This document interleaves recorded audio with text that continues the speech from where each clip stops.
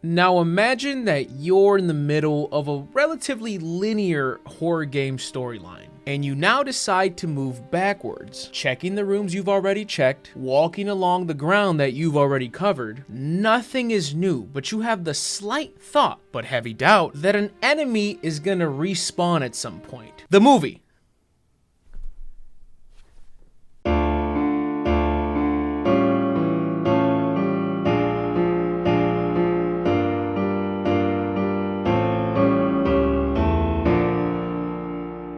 You know when YouTubers make a long video and they're like, oh, you might want to grab a snack for this one. Well, you might want to grab a chore or two for this one. For example, gotta rake the leaves, but it's winter? Fuck it, you'll figure something out. Have a fully functioning Roomba? You should probably go sweep. Press play, leave the room, and then return when necessary. Can't get the timing quite down? I gotcha. It's really easy. If you watch an old collab I did with my buddy The Right Opinion, pause at the 1:11:12 mark after he says, I don't really have too much else to add, I'm gonna go die now. Then rush right back to the movie, because that's the most action you're gonna get. You know what's better than this movie? Any video that would appear randomly on my home feed. I'll look right now. Jack Harlow Funny Moments Part 3. Drown me in that shit. Corpse calls Valkyrie by her first name again. I can't believe this website's free. You can play along at home too. Just go ahead. Pick any video. It's better than this movie. But real quick, do you guys remember when I used to do skits for my ad integrations? Wasn't that fun? Yeah, but that was a long time ago. Who are you? NordVPN. Oh, today's sponsor? And don't you forget it. That's really convenient. So what do you do exactly? Added protection while using public Wi-Fis. I'll help you mask your IP. Bypass online regional restrictions, you name it. So like with Netflix, yes, you can potentially watch the Netflix of 60 plus countries. That's pretty sick. But what if a VPN doesn't really end up benefiting me though? 30-day money back guarantee, easy. Damn. So, if I win this hand, can I get a discount? Sure. Pair of sixes, full house. Pocket rockets, full house. Go to nordvpn.com/MrGG for a 2-year plan. Use code MrGG for 1 additional month free, all with a fat discount. One more time? nordvpn.com/MrGG. And thank you, Nord, for sponsoring this video. Get the out of here. Right.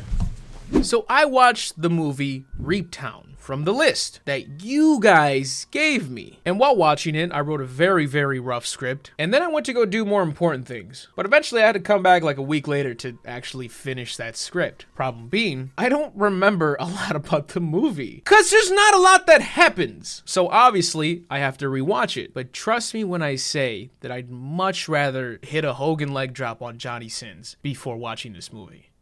You're picturing it. I honestly don't know who would hurt more. So here's the vague details of what I remember. The plot, if you will. There's some parole program for women who are being bad, where they get this Willy Wonka-ass letter telling them you're just gonna get dropped off somewhere. In the middle of nowhere. But creepy things happen in nowhere. Well, I actually know where they are. Reaptown, Nevada. Population, this fucking lady. She gets dropped off in a train yard, a rail yard. Nobody's there. She's given no direction. She hears a baby crying.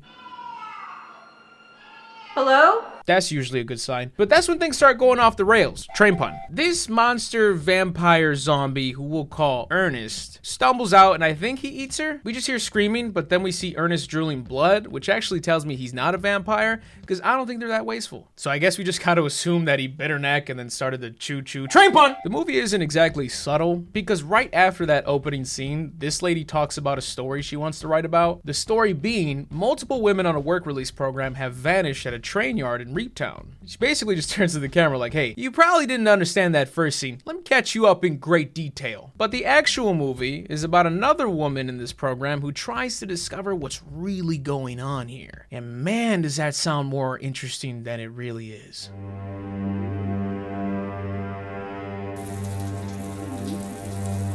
What is this? What is this? If I saw this in a hotel room, I'd spread my ass cheeks and rate it 5 stars. Yo, my bathroom's got a bidet? Let's go. This has to be like a gym shower, right? I mean, I've dealt with some shitty shower head, if you know what I'm saying. Water is terrible lube. It's like concrete mix to the penis. That's not the point. Then again, what was my point? Oh. 'Cause you had a bidet, mistook it like a clown. You're taking a shower instead of turning around. You say you don't know, but your booty is dry. You're feeling the tickle and now you're spreading it wide. Hell yeah. Listen, I've never used a bidet, but I'm not gonna tell it no. That bidet can treat me like it's a carnival game. Don't you stop focusing on that hole. Water me like a plant. Get a bucket and a mop for this wet ass hole. Doesn't have the same ring. My point here is that I would never take the time to parody Daniel Powter's greatest hit unless I had jack shit to talk about. I wasn't exaggerating at the very beginning. The overwhelming majority of this movie is this dingus wandering around the rail yard. You're not supposed to do that, you know?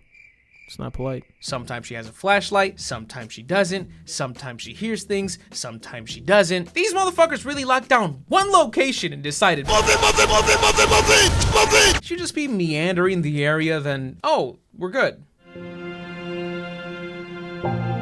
Whose pussy is this? It's yours, Daddy. They work this first-person POV, which is stressful to a horror movie watcher. But they don't even take the cheap scares with it. And I would normally compliment a movie for something like this, but I need something. I'm not exaggerating. She walks around the rail yard. That's the entire screenplay. Look, flip through it. Walks around the fucking rail yard. So they discover Ernest is not a vampire, he's a blood shifter who can't be killed, which that's fucking stupid, but we'll move on. Why is he here? Why is he doing this? I'll tell you. He was an old worker who kidnapped a kid, the town killed him, and then he haunted the rail yard looking for human flesh. So the town decided, well, we don't want Ernest killing us, so let's make correctional facilities basically drop off bodies here to keep him well fed. How do you know how much food is enough? You fed him just 5 women so far. How are you so confident he won't go for the townspeople or the employees that still work there? As if just because he ate Stacy last Tuesday, he'll watch the employees clock in like, oh no, I couldn't. I'm stuffed. I'm stuffed now. I couldn't have enough. Okay, one more. I'm gonna have one more and then that'll be it. And get this rail yard is now a museum, which obviously has visitors. So their reasoning of sending women with light criminal charges there to feed Ernest is because the town can't afford to close the museum. That's what they said. And it's funny that they even say that as if the solution would be that simple. I'm telling you guys, we can't kill him. But I mean, if we did like just close the place down, he'd probably starve, right? Oh, yeah. Yeah? That's what I was thinking. But hear me out. Shh. Do you guys know any women who shoplift? Also, why women? Why the sacrificial sexism? Is it because that's all he wants? Wait, does he not eat guys? I mean, I don't eat guys. I mean, I'm not like, you know, it's not that like there's anything wrong with that. I'm just like, what crazy reasoning on the town's end? What a locomotive. Train pun. Anywho, the woman discovers nothing else. She doesn't discover a way to kill him. There are no other secrets. So Ashy Ernest just kills her. And even though in that moment the movie threw me for a twist, the twist being, oh, something actually happened, I was thoroughly upset at the peak of my frustration. That is, until 12 seconds later, where she's hitchhiking. She doesn't have a halo. There's not clouds around. She's alive. Care to fill us in, fellas? Script writers? What happened? I missed something apparently. I think you forgot to put in this scene where she battles the blood shifter and escapes. Did you hear something, Patrick?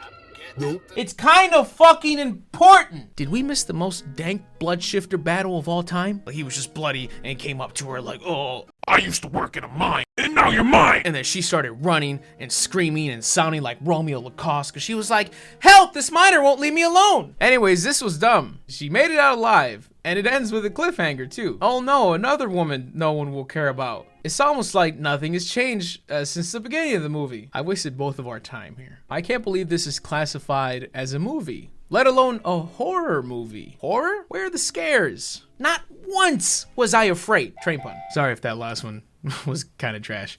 I was starting to lose steam. If you guys enjoyed this video, please leave a like. Here is your second reminder to please leave a like. Subscribe because I have more content coming your way. Shout out to my lovely patrons for supporting the boy. Shout out to Trons for retweeting my last video tweet. If you go to my second channel, Mr. G Dubs, I just uploaded a video talking about Chris Hansen there. And if you go to my live channel, Mr. GG Live, I've been uploading all types of gameplay and me doing other shit too. I reviewed my chat's music dressed as Anthony Fantano. I donated live to smaller streamers. That's gonna be coming out soon. It's a fun time. Go subscribe to those channels. And if you really want me to shave my facial hair that bad, let's get 25,000 likes on this video. Thank you. And as always, I am Mr. GG and I am out.